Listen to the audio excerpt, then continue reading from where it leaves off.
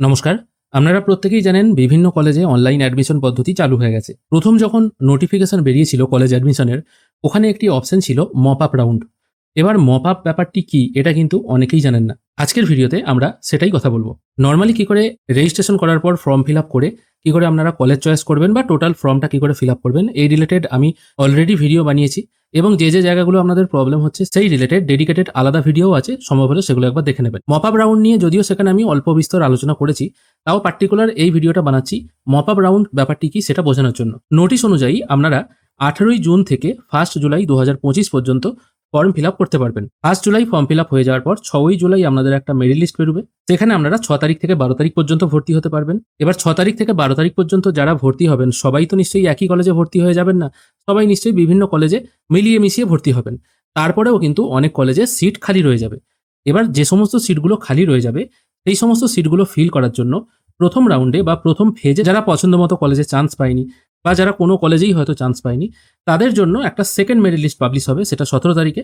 এবং ওই ফাঁকা সিটগুলো 17 থেকে 20 তারিখ কিন্তু অ্যাডমিশন করানো হবে বা ওই ফাঁকা সিটগুলো ফিল হয়ে যাবে। এবার দুটো মেরিট লিস্ট পাবলিশ হলেই যে সমস্ত কলেজে সিট ভর্তি হয়ে যাবে তা তো নয়, কারণ গত বছর দেখা গেছে প্রথম মেরিট লিস্ট এবং দ্বিতীয় মেরিট লিস্ট পাবলিশ হওয়ার পরেও বহু সিট কিন্তু ফাঁকা রয়ে গেছিল। তাহলে সেই সিটগুলোও তো ভর্তি করতে হবে। সেই সিটগুলো ভর্তি করার জন্য আর একটা যে দ্বিতীয় পর্বের অ্যাডমিশন আসছে সেটাকেই বলা হচ্ছে mop up round. Mop up round বলতে সোজা কথায় নতুন করে আর একবার ভর্তি প্রক্রিয়া।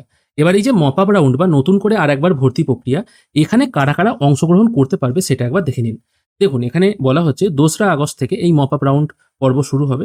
এখানে ফর্ম ফিল আপ কারা করতে পারবে? প্রেস অ্যাপ্লিকেন্ট, মানে যারা এই 18 থেকে 1 তারিখের মধ্যে কোনো রকম ফর্ম ফিল আপ করেইনি, করতে ভুলে গেছে বা অন্যান্য নানা কারণে হয়তো তারা ফর্ম ফিল আপ করেনি, তারা কিন্তু এই মপ আপ রাউন্ডে ফর্ম ফিল আপ করতে পারবে একদম ফ্রেশভাবে। দ্বিতীয় কি বলা হচ্ছে? Existing applicant of phase 1। এই যে প্রথম পর্বটা আছে 18 থেকে 1 তারিখ অবধি, মানে 18 থেকে 1 জুলাই, এটাকেই আমি ফেজ 1 হিসাবে ধরছি। এবার সেই এক্সিস্টিং ক্যান্ডিডেটরা ফেজ 1 এর যারা were not allow any seat in phase 1, যাদের ফেজ 1 এ কোনো মেরিট লিস্টেই কোনো রকম নাম আসেনি। হয়তো আপনি যখন ফেজ 1 এ ভর্তি হয়েছিলেন, মানে এখন যেটা আর কি ভর্তি প্রক্রিয়া চলছে, এখানে আপনি টোটাল 25টা কলেজের নাম দিয়েছেন আপনার পছন্দ মতো, কিন্তু আপনার মেরিট স্কোর হয়তো একটু কম আছে বা সোজা কথায় রেজাল্ট হয়তো অতটা ভালো নেই। 6 থেকে 12 তারিখ যে ফার্স্ট মেরিট লিস্ট পাবলিশ হচ্ছে সেখানে হয়তো আপনার নাম এলো না, আপনি ওয়েট করলেন সেকেন্ড মেরিট লিস্টের জন্য। 17 থেকে 20 তারিখের জন্য আপনি ওয়েট করলেন।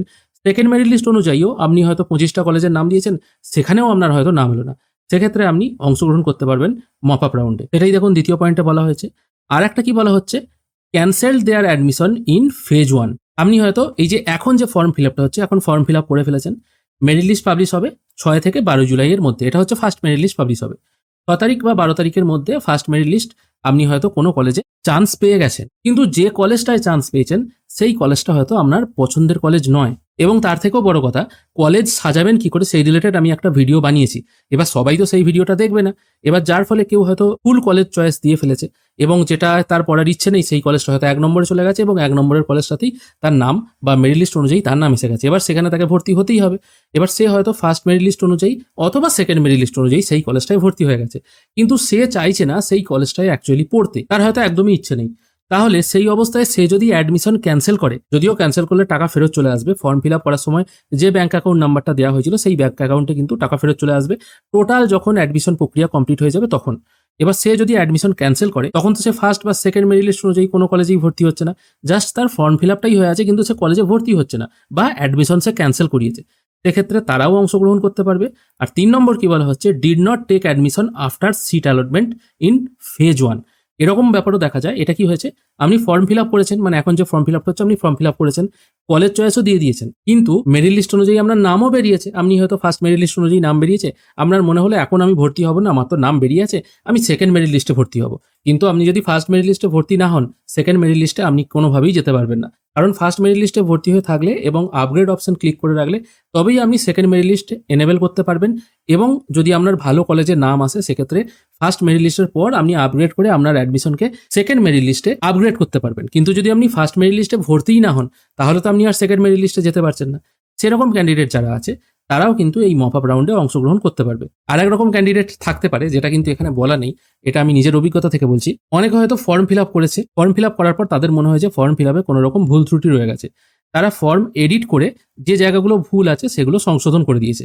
কিন্তু তারপর আর কলেজ চয়েসটা করেনি, সেটা ভুলে গেছে। কিন্তু তার মাথায় নাই যে ফর্ম এডিট করার পর আবার নতুন করে কলেজ চয়েস দিতে হবে। ফার্স্ট মেরিট লিস্ট যখন পাবলিশ হবে, সে যখন পোর্টাল ওপেন করবে তার ইউজার আইডি পাসওয়ার্ড দিয়ে, তখন দেখবে তার কোনো কলেজেই নাম আসেনি, কারণ সে তো কলেজ চয়েসটাই দিতে ভুলে গেছে। এরকমও কিন্তু অনেক ক্যান্ডিডেট থাকবে, তাদের জন্য কিন্তু এই মপ আপ রাউন্ডের ব্যবস্থা করা হয়েছে। তার মানে আমি শেষকাল থেকে আরেকবার বলে দিচ্ছি কারা কারা অংশগ্রহণ করতে পারবে। যারা একদমই বা এখন যে ফর্ম ফিল আপ হচ্ছে, এই ফর্ম ফিল আপটা এখন যারা করবে না, তারা সোজাসুজি মপ আপ রাউন্ডে ফর্ম ফিল আপ করতে পারবে। অথবা ফার্স্ট মেরিট লিস্টে যারা ফর্ম ফিল আপ করেছিল কিন্তু তাদের কোনো কলেজেই নাম আসেনি মেরিট লিস্টে, তারাও করতে পারবে অংশগ্রহণ। তৃতীয়ত, কেউ হয়তো ভর্তি হওয়ার পরেও অ্যাডমিশন ক্যান্সেল করিয়েছে, তারা মপ আপ রাউন্ডে যেতে পারবে। এবং 4 নম্বর হচ্ছে, ফর্ম ফিল আপ আপনি করেছেন কিন্তু অ্যাডমিশন নেননি, সেক্ষেত্রেও আপনি কিন্তু যেতে পারবেন এই মপ আপ রাউন্ডে। এখানে আপনাদের একটা কথা জানিয়ে রাখি, মপ আপ রাউন্ডে শুধুমাত্র WPCAP পোর্টালে যারা ফার্স্ট টাইম ভর্তি হবে তাদেরকেই কিন্তু এই রেজিস্ট্রেশন পর্ব বা ফর্ম ফিল আপ পর্ব এরকম করে টোটাল ফর্মটা ফিল করতে হবে। যারা অলরেডি যারা অলরেডি ফর্ম ফিল আপ করে রাখছে, তাদের কিন্তু মপ আপ রাউন্ডে আবার ফর্ম ফিল আপ করতে হবে না। সেখানে শুধুমাত্র কলেজটা চয়েস করে দিলেই হবে, নতুন করে ফর্ম ফিল আপ কিন্তু তাদের কাউকেই করতে হবে না। যারা শুধুমাত্র first time form fill up করবে তাদেরকেই কিন্তু এই রেজিস্ট্রেশন, ফর্ম ফিল আপ বা প্রোফাইল আপডেট, কলেজ চয়েস এগুলো করতে হবে। তাহলে কারা যেতে পারবেন না? যারা এখন ফর্ম ফিল আপ করেছেন, মেরিট লিস্ট বেরিয়ে গেছে, মেরিট লিস্টের পর আপনারা হয়তো ভর্তিও হয়ে গেছেন। আপনি যদি একবার ভর্তি হয়ে যান তাহলে কিন্তু আর মপ আপ রাউন্ডে যেতে পারবেন না। ভর্তি হওয়ার পর মপ আপ রাউন্ডে যেতে হলে অবশ্যই আপনাকে নির্দিষ্ট সময়ের মধ্যে অ্যাডমিশন ক্যান্সেল করাতে হবে, তবেই আপনি মপ আপ রাউন্ডে যেতে পারবেন, তার আগে কিন্তু যেতে পারবেন না। আশা করি আপনাদেরকে বোঝাতে পারলাম এই মপ আপ অ্যাডমিশন ব্যাপারটি কি, কারা কারা এখানে ফর্ম ফিল আপ করতে পারবে। ভিডিও যদি ভালো লেগে থাকে অবশ্যই একটি লাইক করবেন। ভিডিও দেখার জন্য অসংখ্য ধন্যবাদ, ভালো থাকবেন।